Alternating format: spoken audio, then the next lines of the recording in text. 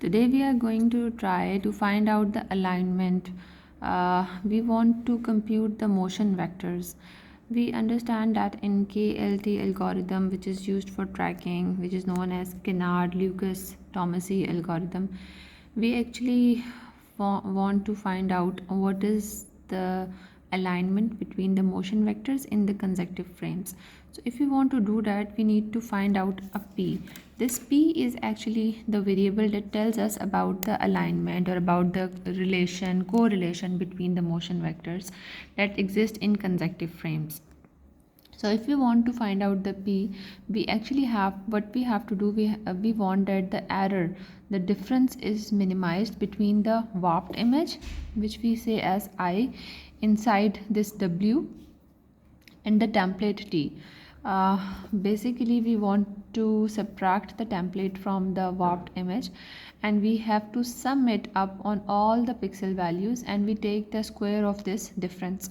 So this value, which we call the error, this error has to be reduced. If this error is minimized, only in this case we say that the alignment is perfect or we are getting the best alignment. So if sum of square of the difference is 0, we say that alignment of the motion vectors between the consecutive frames is best. We assume that the initial estimate of p is known. We say that this p, which is the initial estimate, that on this location the motion is happening, or this is the position where the object is existing right now, we know about the initial estimate. And what we want to find out, delta p. So we say that we know this p and we will find this delta p, and when we add both of these, then we will get the new estimate or the new location of the object. So if we replace this equation in such this above equation in such a way that with I, and which is the warped image, we add this amount of delta p, which is the addition when we are moving the object, and again we are subtracting the same template out of it, and square is a must. So on this small part of the image where we have got this delta p, we can apply the Taylor series to simplify it. Whenever we have a value and an increment in that value, we can open up this expression with the help of Taylor series. So what does Taylor series say? Taylor series say that this IWXP will come as it is, and for this delta p we will get delta I. For this I we will get a delta I, and for this delta p we will get this delta p, and for this w, which is defined actually in x and p, two variables, we will get a partial derivative. So I will not have a partial derivative, it will be simply delta I, which is in fact a partial derivative in x and y, two variables. And for this delta p, we are simply having this is the gradient, this is delta. Gradient is the combination of partial derivatives with respect to x and y, and this delta is simply the difference. And this w is written as a partial derivative of w with respect to p. So this term is opened up in this manner. This is written simply as it is, and for this I we are using a gradient, and for this delta p we are using it as it is, and for this w we are taking a partial derivative, and this template will come as it is. So I have opened up this equation in the form of this with the help of Taylor series, where the gradient of the image is actually a matrix which contains the derivative of I with respect to x variable, and the derivative of I, which is image, with respect to y variable. Now we differentiate with respect to delta p. We will differentiate this equation with respect to delta p to find out delta p and minimize the equation, and then we will equate it to 0. So if I differentiate it with respect to delta p, first of all this power of 2 will come and multiply here because we are differentiating, so the powers come and multiply. Then again we are getting this same term, that delta I and partial derivative of w with respect to delta p will come with a transpose, and the remaining term of IWXP will come as it is, and this term will also come as it is. So we are only getting a transpose out of it, and the remaining term is coming out as it is. So if I equate it to 0, basically what is my intention? I want to find out this delta p. So I'm going to equate this equation to 0 to find delta P. So this entire equation is placed equal to 0. You can see from this equation that if I multiply this transpose value with this value separately, and with this value separately, then there will be two equations. We can multiply this value with this. So let me show you this thing in my next writing, that I have multiplied this transpose value with that value. You see that I extracted this amount out from this equation, and I multiplied this value with this. So this is shown here. So these two are multiplied together, and for the other multiplication, which you can see here, that this is multiplied with this minus this thing is going to that hand side. So when it go towards that hand side, this minus sign will be reversed. So tx will come first and w will come later. So this is the same thing that you can see here, that tx will come first and the I value will come later. Now you know that if we multiply the transpose of gradient of I with this partial derivative of w with respect to with the partial derivative with respect to p is multiplied without its transpose, then this product is known as Hermitian matrix. You know the formula of Hermitian matrix. Hermitian matrix is always calculated by multiplying the transpose with the actual. So this will become Hermitian matrix. So if you apply it on the other hand side, if you take this Hermitian matrix to this side, it will become the Hermitian inverse, and the rest of the term, this complete term will remain as it is. This summation of gradient I with the transpose, which you remember that we multiplied on the other side as well, it will come as it is, and this subtraction term will also come as it is. So this equation overall is giving me delta P. So I was already knowing the initial estimate, and when I was able to find out delta P, I am actually able to find out that what difference is happening in my new motion vector location, and how can I align my motion vectors in my conjective frame.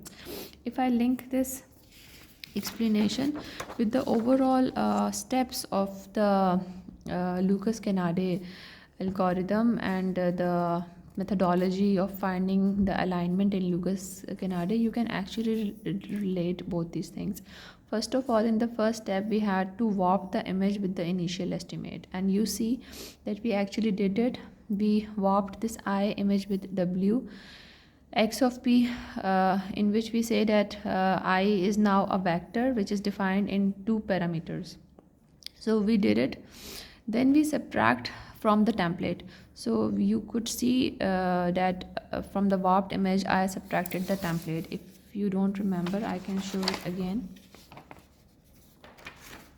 that the template was actually subtracted from the image. Okay, this was what we did in the step number 2. So this is how we calculated the error. Afterwards, we needed to find out the gradient of the template, and then we had to evaluate the Jacobian matrix. So you see that in this equation, you actually, once you added this delta P, the change in the estimate, and you applied the Taylor series, then you actually needed this gradient. So this is the gradient that the KLT tracking algorithm also talks about, that you need to calculate this gradient, and you need to calculate this partial derivative.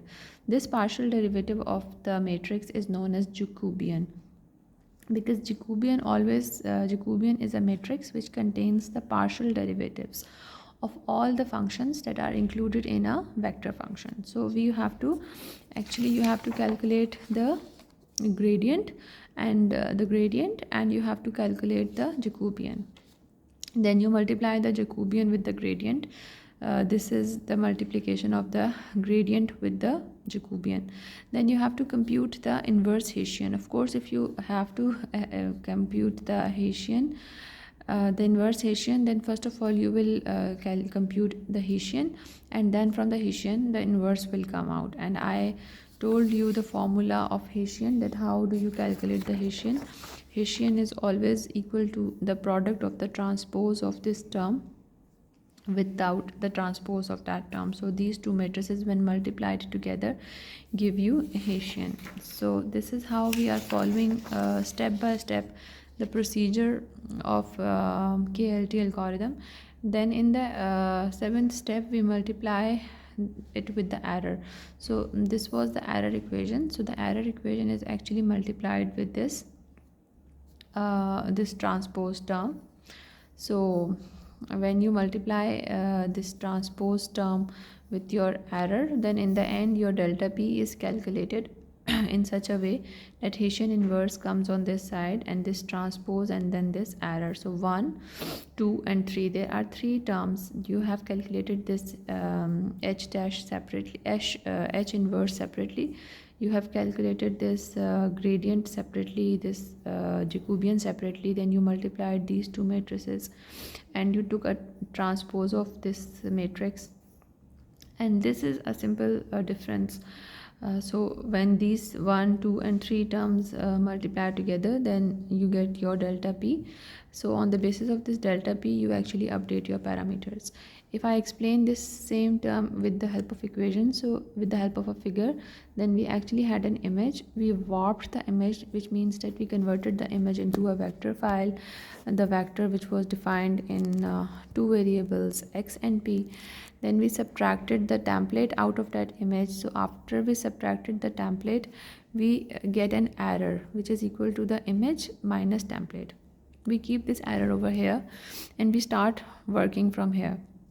So for the template, we calculated the gradients. Gradients are the partial derivatives with respect to x and y.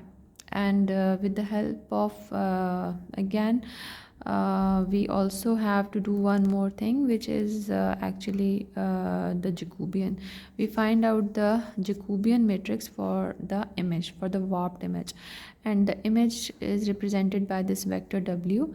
So the partial derivative of the functions inside w with respect to x and with respect to y, or with respect to p, whatever the parameters that are defining that image, you have to find the partial derivatives of those functions. The first line represents the first subfunction, the second line represents the second subfunction.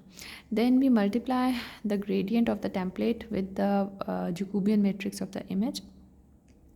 In the sixth step, we find out the Hessian. For Hessian, you know that we will take a transpose of this term, and the transpose is multiplied with this, and you get Hessian.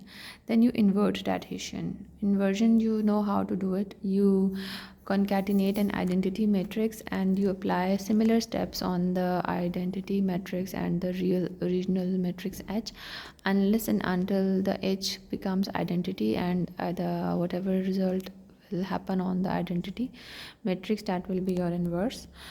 So you multiply that Hessian inverse with your error, and you multiply that term with this term, the gradient and the Jacobian transpose. So you have 3 terms: the error, this term and Hessian inverse, and these all when multiplied together they give you your delta p, and this delta p when added into your previous p, it will update your parameters. So, and you will keep repeating these update of parameters unless and until you stop tracking.